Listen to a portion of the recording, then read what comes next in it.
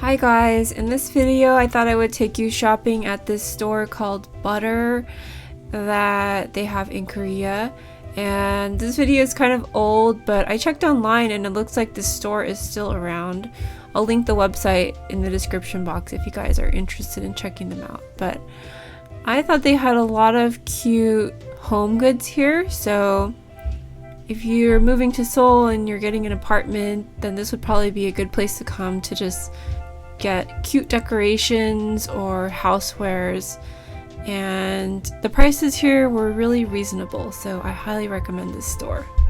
Before we get started, I just wanted to give a big thank you to the sponsor of today's video, which is Skillshare. Recently, I've been taking watercolor classes, and I took one with Yana Shved, which is called Pink Daisy, Beginner Guide to Watercolor Flower Painting. And this is a really quick class. It's only 24 minutes, and I learned how to paint this gorgeous pink daisy using watercolor paints. There are so many different classes on watercolor florals on Skillshare, so I'm really excited to take some of the other classes. Watercolor painting has been a really great way for me to just relax and explore some of my interests outside of YouTube and work. Skillshare is an online learning community with thousands of inspiring classes for anyone who loves learning and wants to explore their creativity and learn new skills. If you have a specific skill you're trying to learn, Skillshare is the perfect place to start. From graphic design to watercolors and brush lettering, how to grow your social media channel, and more, you can find classes that'll match your goals and interests. The first 1,000 people to use the link will get a 1-month free trial of Skillshare. So this is an older video that I found in my archives.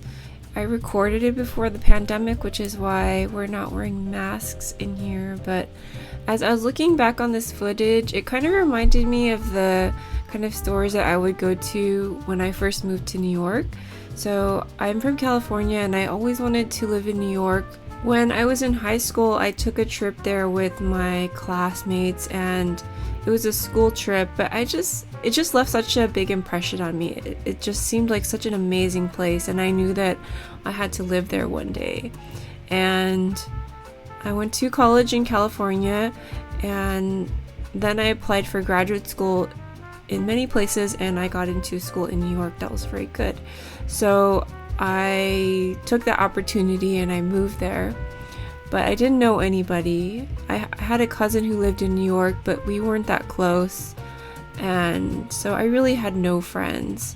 And I was in law school, and the first year of law school is very stressful and it can be very competitive, and so I became very stressed out, and my skin broke out. It was just terrible.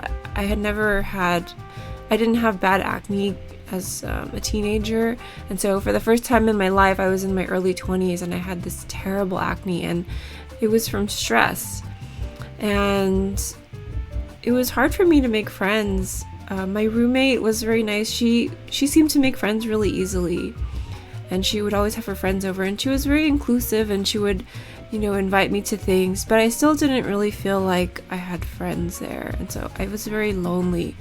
And one of the things that I did that was kind of therapeutic was to just walk around the city and just kind of go window shopping. And a lot of times I would go to places like this that sold random, inexpensive little trinkets, and I would buy things for my apartment, little housewares and things that made me happy. Nothing too expensive. Like the stuff in the store, it's pretty cheap, it's pretty affordable, and something that you could purchase on a student's budget. But just little things that make you feel happy and sort of brighten up your space.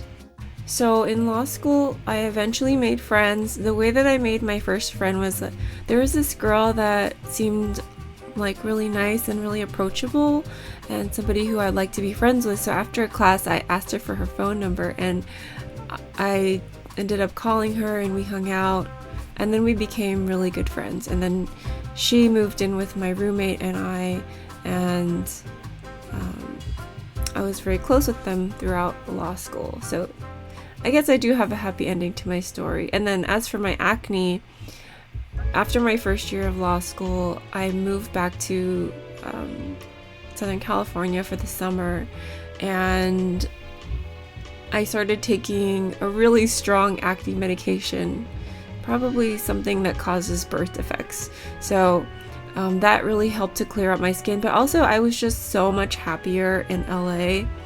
I was working at this nonprofit in West Hollywood, right across the street from the Grove, and I had a friend who lived in the area, so I would hang out with her every day after work, and we would go to Earth Cafe and look for celebrities, and we would go running, and it was just such an amazing summer. So my acne cleared up after that, and when I moved back to New York in the fall to start school again, I was in a much better place, and I realized that I didn't have to take school so seriously, because in the beginning I worked so hard and I studied so hard, like harder than I ever did before, and my grades did not reflect that.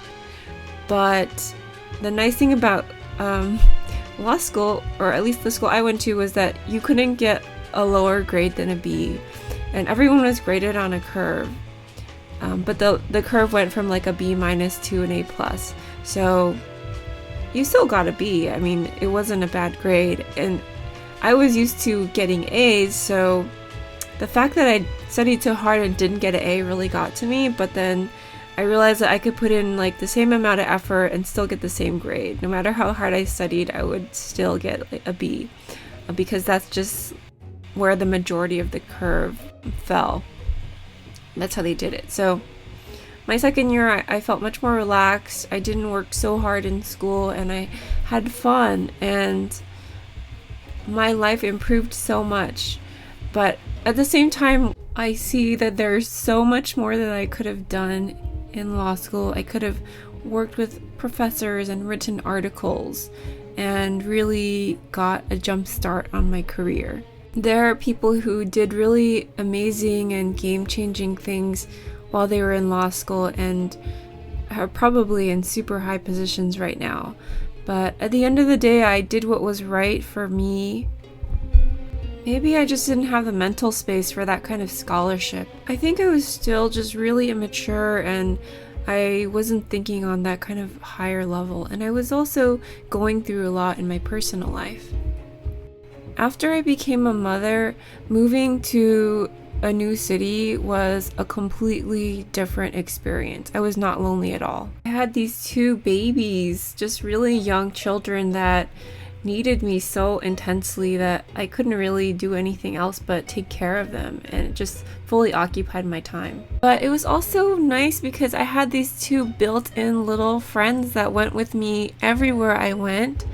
And yes, I could not go to the bathroom by myself. I was never alone, but I also wasn't lonely. And so that was just really different from when I studied abroad and when I moved to New York. I was completely alone by myself. I had to find ways to occupy my time, and some of that was just walking around the city and buying stuff and looking through stores like this. Or maybe going to a cafe and treating myself to something delicious. I just had so much time on my hands, and it was all my own time. I hope that my kids will be able to go out there and experience the world, but at the same time, I just always want to keep them close to me, and I want them to be near me because they're a part of me, and it's like I have a piece of my heart out there walking around as individuals. So if anything ever happens to them, I would be so devastated. And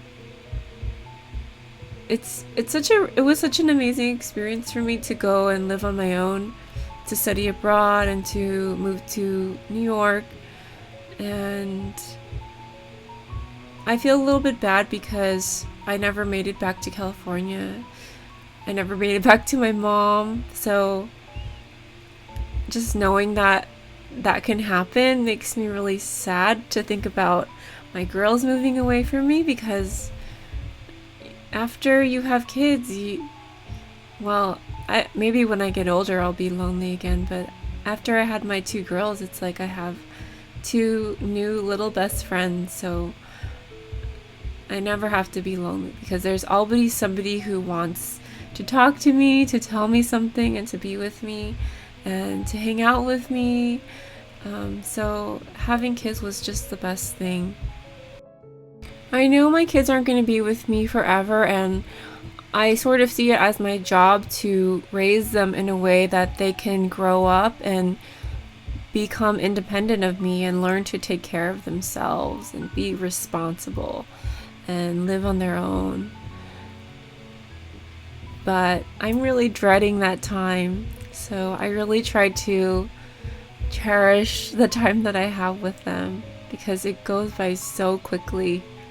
It was always my intention to move back to California, but I got married and my husband was working out on the East Coast, and I got a job here, and then we decided to move overseas for a while, and I was so far away from my mom. And when my girls got a little bit older to realize how far away I lived from my mom, they would ask me, "Why did you move away? Why did you leave your mommy? Weren't you sad? How could you do that?" Because they can't fathom moving away from me. And so I feel terrible. I feel like I do have to move back to California someday, but it's hard when you buy a house and you both get a job in a certain area and start a life. It's hard to just pick up and go. Luckily, my mom still has my sister living near her. I'm afraid that karma will come back and get me, and my girls will end up moving far away from me. But my mom has always come to visit me wherever I've lived, and if that happens to my girls, if they decide to move away, then I will always come and visit them at least once a year. But hopefully in the future we can all stay close to one another. I want my girls to go to really good colleges, and I want them to explore the world, but I'm afraid that I'm gonna have to follow them wherever they go because I'm gonna miss them so much. Anyway, I'm interested to hear your thoughts, so leave a comment below. Do you live near your parents or did you move far away? And as always, I want to give a big thank you and shout out to my Patreons and channel members. Thank you guys so much for supporting me, and I'll talk to you next time. Bye.